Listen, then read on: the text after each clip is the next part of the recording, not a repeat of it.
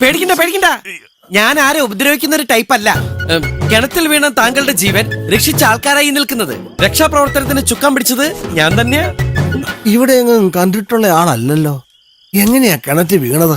എങ്ങനെയാ വീണതെന്ന് വീണ്ടും കാണിച്ച ആള് തട്ടിപ്പോവില്ല അപ്പ. ആട്ടെ, കിണറ്റിന് നടുവിലൂടെ എവിടേക്കാ നടന്നു പോയത്? ഒട്ടനാണോ ഭ്രാന്തനാണോ? നമ്മളെ സൂക്ഷിക്കേണ്ട ആളാണ് ടപ്പാ. എന്താ പേര്? വിശക്കണു. വെസ്കണുവിന്റെ നാട് എവിടെയാ? ആൾക്ക് വിശക്കണമെന്നാ പറഞ്ഞത്. ആ ചോറെടുത്ത് കൊടുക്കടി.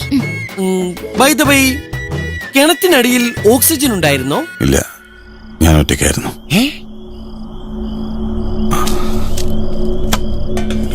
വിളമ്പി കൊടുക്കാൻ പറ്റി.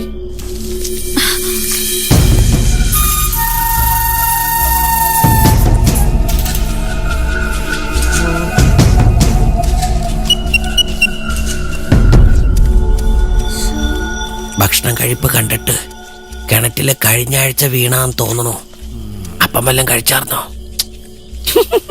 നമ്മുടെ പശുക്കൾ ഇന്ന് പട്ടിണിയാവുതിരിക്കും ഉറപ്പായി.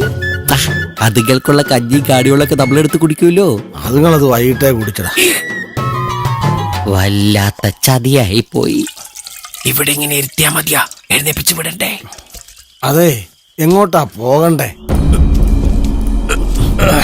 5 പേർക്കുള്ള ചോറ് ഒറ്റയ്ക്ക് കയറ്റിയതല്ലപ്പാ, ഭാരുണ്ടാവും.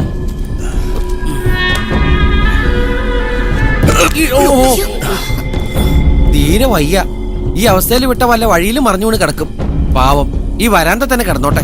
രാവിലെ എഴുന്നേറ്റ് പോക്കോളും.